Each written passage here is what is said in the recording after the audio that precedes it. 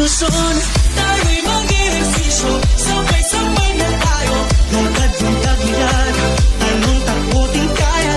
Pagka-ihahain, dapat siguraduhin. Magkulay at bukas, kumain lang ng patas. Lakas na katawan, dalas ng isipan. Lakas na katawan, dalas ng isipan. Healthy life ay ating simulan. Maging malakas, maging malusog, puso at isipan. Mahusay na guro ng inyong pamantasan. Hindi magpapatalo dahil laging healthy yan. Tamang nutrisyon,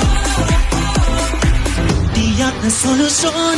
Tayo'y mag-ehersisyo, sabay-sabay na tayo. Lakad yung tagilid, talon takuting kayad. Pagka-ihahain, dapat siguraduhin. Magkulay at bukas, kumain lang ng patas. Lakas ng katawan, dalas ng isipan.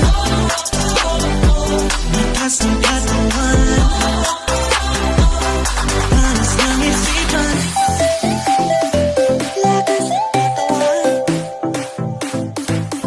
dalas ng